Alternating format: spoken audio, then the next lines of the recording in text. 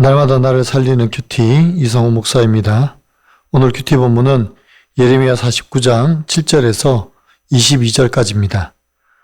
오늘도 말씀으로 인도하시는 하나님 감사합니다. 에돔이 공포의 대상이 된 이유를 알기를 원합니다. 말씀해 주시옵소서. 듣겠습니다. 에돔이 공포의 대상이 된 이유는 첫째로 참된 지혜가 없기 때문입니다. 7절입니다. 에돔에 대한 말씀이라 만군의 여호와께서 이와 같이 말씀하시되 대만에 다시는 지혜가 없게 되었느냐? 명철한 자에게 책략이 끊어졌느냐? 그들의 지혜가 없어졌느냐? 라고 합니다. 에돔 사람들, 특히 대만 지역은 지혜로 유명했습니다. 욥기에 나오는 엘리바스도 대만 사람이었습니다. 그러나 하나님께서는 그들의 자랑이던 지혜가 소멸되었다고 말씀하십니다. 그러면 왜 하나님께서 그들의 책략이 끊어졌고 지혜가 소멸되었다고 말씀하십니까? 에돔은 야곱의 형 에서의 후손으로 이스라엘과 혈연관계에 있는 민족이었습니다. 그러나 이들은 형제 나라인 이스라엘이 어려움을 당할 때 방관하고 오히려 그들의 고통을 조롱했습니다. 그리고 16절에서 바위 틈에 살며 산꼭대기를 점령한 자여 스스로 두려운 자인 줄로 여김과 내 마음의 교만이 너를 속였도다. 내가 독수리같이 보금자리를 높은 데에 지었을지라도 내가 그리로부터 끌어내리리라. 이는 여호와의 말씀이니라 고하십니다. 결국 에돔이 망하는 이유는 그들의 어리석은 지혜와 교만 때문입니다. 그들은 하나님을 두려워하지도 의지하지도 않았습니다.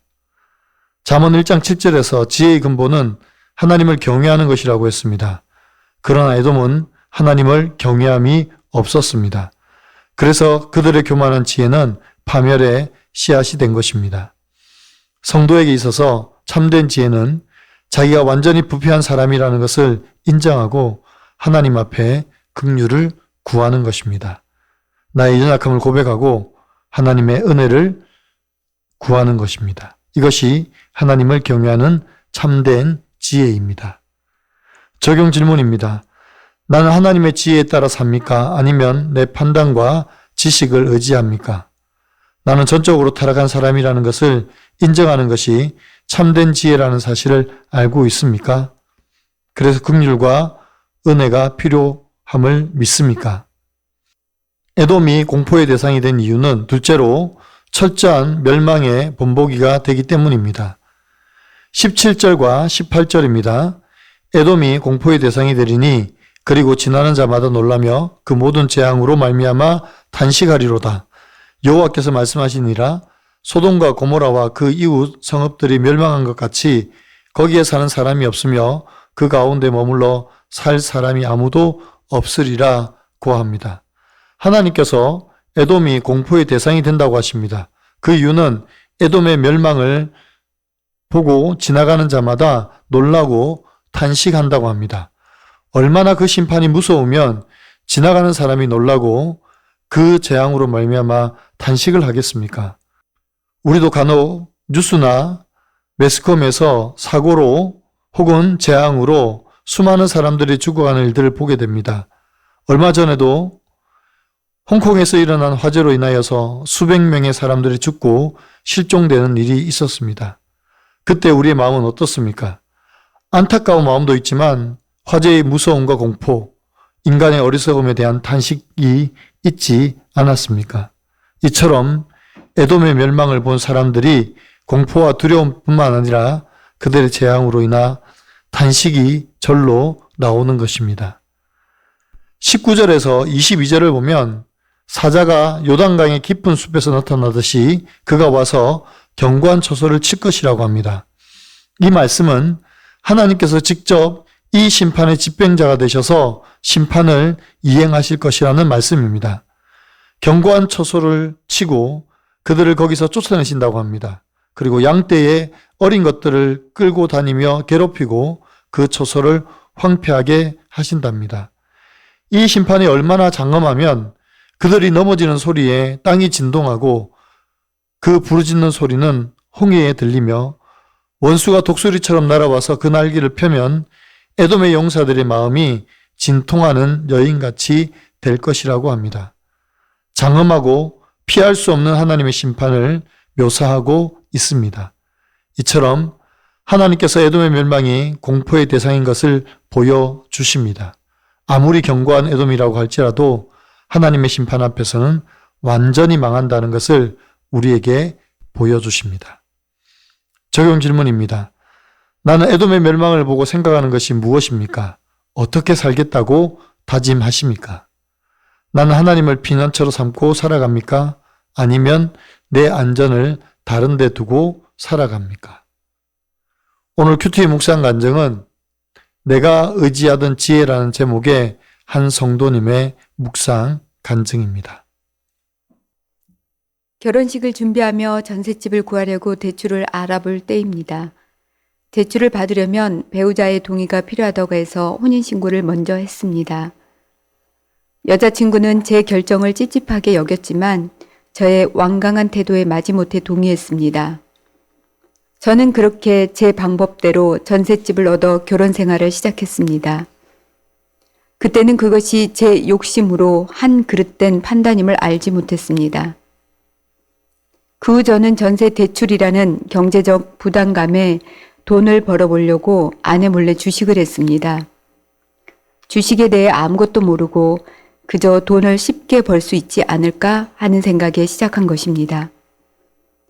그러나 잃은 돈을 되찾으려고 또 돈을 더 벌려고 점점 많은 돈을 투자했습니다.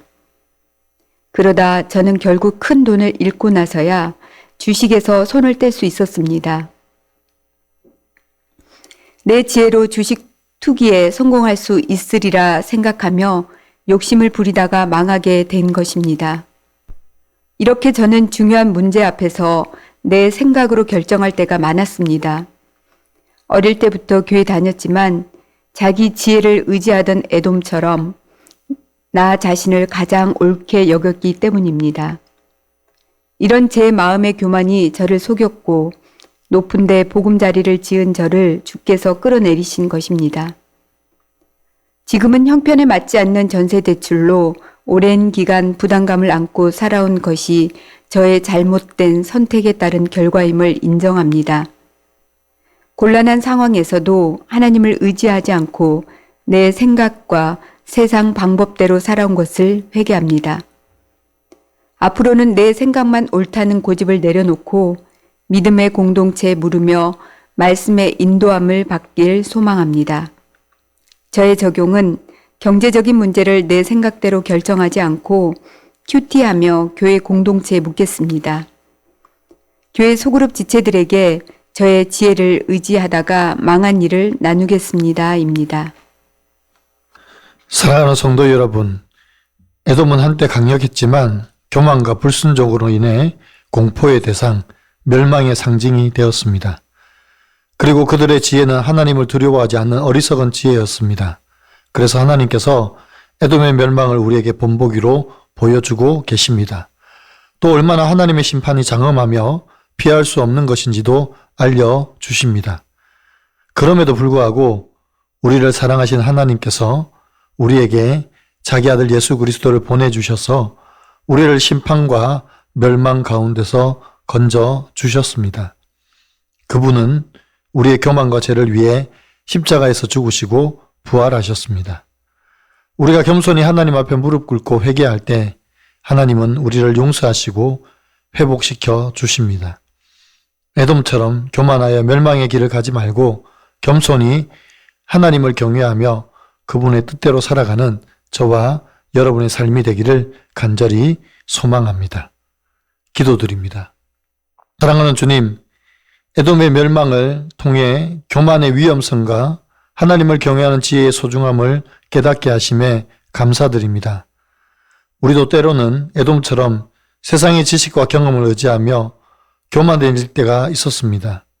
우리의 능력, 재산, 지위, 심지어 신앙의 연륜까지도 자랑거리로 삼으며 스스로 높아지려 했던 어리석음과 우리가 가진 모든 것이 주님의 은혜임을 깨달아 알지 못했던 어리석음을 용서하여 주시옵소서. 주님, 우리에게 참된 지혜를 허락하여 주시옵소서. 세상의 지혜가 아니라 주님을 경외하는 지혜, 겸손히 주님 앞에 엎드리는 지혜, 형제를 사랑하고 섬기는 지혜를 허락하여 주시옵소서. 우리의 마음에서 교만을 제거하시고 그 자리에 겸손과 온유함으로 채워 주시옵소서. 감사와 찬양을 드리며 우리 주 예수 그리스도의 이름으로 기도하옵나이다. 아멘.